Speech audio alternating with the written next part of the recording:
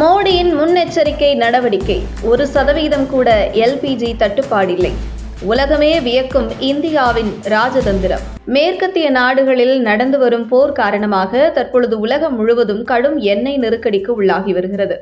ஆனால் இதில் மோடி தலைமையிலான மத்திய அரசு எடுத்துள்ள முன்னெச்சரிக்கை நடவடிக்கை காரணமாக இந்திய மக்களுக்கு எந்த வகையிலும் எரிபொருள் மற்றும் எல்பிஜி ஆகியவை தட்டுப்பாடு ஏற்பட விடாமல் பாதுகாத்து வருகிறது. குறிப்பாக ஹார்முஸ் கடல்வழி மூடப்படுவதால் உலக வர்த்தகமே மிகப்பெரிய பதற்றத்தில் உள்ளது. இப்படி ஒரு இக்கட்டான சூழ்நிலையில் இந்திய அரசாங்கம் எசென்ஷியல் கமோடிட்டிஸ் ஆக்ட் சட்டத்தை பயன்படுத்தி சில அதிரடி முடிவை எடுத்திருக்கிறது. இதன்படி நாட்டின் அனைத்து எண்ணெய் சுத்திகரிப்பு நிலையங்களில் உருவாகும் பியூட்டேன் மற்றும் பெட்ரோ கெமிக்கல் உற்பத்திகள் அனைத்தும் எல்பிஜி தயாரிப்பிற்கே திருப்பி விடப்பட்டுள்ளன. மேலும் Indian oil, Bharat petroleum, Hindustan petroleum போன்ற அரசு துறை எண்ணெய் நிறுவனங்களுக்கு உள்நாட்டு எல்பிஜி உற்பத்தியின் 99% வழங்கப்படுகிறது. இதன் மூலம் வணிக பயன்பாட்டை விட வீடுகளுக்கு எல்பிஜி சிலிண்டர் கிடைப்பதற்கே முன்னுரிமை வழங்கப்பட்டுள்ளது. இந்தியாவிடம் தற்போது 250 மில்லியன் பேரல் அளவிற்கு மேற்பட்ட மூல எண்ணெய் கையிருப்பு உள்ளது. இது சுமார் 74 நாட்களுக்கு தேவையான கையிருப்பாகும். மேலும் இந்தியா தற்போது 40க்கும் மேற்பட்ட நாடுகளிலிருந்து எண்ணெய் இறக்குமதி செய்து வருகிறது. ரஷ்யாவிலிருந்து தள்ளுபடி விலையில் கிடைக்கும் எண்ணெய் விநியோகம் தொடர்ந்து நடைபெற்று வருகிறது.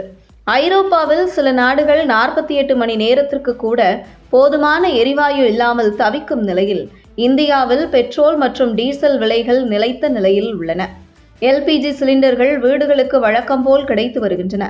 மத்திய அரசு வெளியிட்டுள்ள நேச்சுரல் கேஸ் கண்ட்ரோல் ஆர்டரின் படி வீடுகளுக்கு வழங்கப்படும் பிஎன்ஜி மற்றும் வாகனங்களுக்கு வழங்கப்படும் சிஎன்ஜிக்கு 100% விநியோகம் உறுதி செய்யப்பட்டுள்ளது. தொழில்துறைக்கு 80%, உர தொழிற்சாலைகளுக்கு 70% வழங்கப்படும் என நிர்ணயிக்கப்பட்டுள்ளது. இதனால் வீடுகளுக்கு எரிவாயு தட்டுப்பாடு ஏற்படாமல் பாதுகாக்கப்பட்டுள்ளதுடன் தொழில்துறை உற்பத்தியும் வழக்கம் போல நடைபெற்று வருகிறது.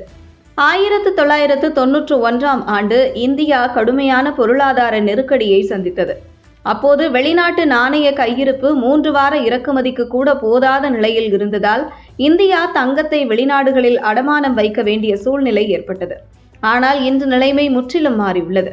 பல்வேறு நாடுகளிலிருந்து எண்ணெய் இறக்குமதி செய்வது, போதுமான கையிருப்புகளை உருவாக்குவது போன்ற நடவடிக்கைகள் மூலம் இந்தியா இந்த நெருக்கடியை சமாளிக்கும் நிலையில் உள்ளது. 1991இல் வெளிநாட்டு நாணய கையிருப்பு குறைவு, எண்ணெய் இறக்குமதி சார்பு போன்ற சவால்கள் இருந்த நிலையில் 2026இல் இந்தியா பல நாடுகளிலிருந்து எண்ணெய் இறக்குமதி, 74 நாட்களுக்கு போதுமான கையிருப்பு, வெளிநாட்டு நாணய கையிருப்பில் வலிமை, நிலையான விலை அமைப்பு போன்ற பல்வேறு பாதுகாப்பு அமைப்புகளை உருவாக்கியுள்ளது. இதனால் தற்போதைய உலக நெருக்கடியிலும் இந்தியா பொதுமக்களின் வாழ்க்கை பாதிக்கப்படாமல் பாதுகாக்கப்பட்டுள்ளதாக மத்திய அரசு தெரிவித்துள்ளது.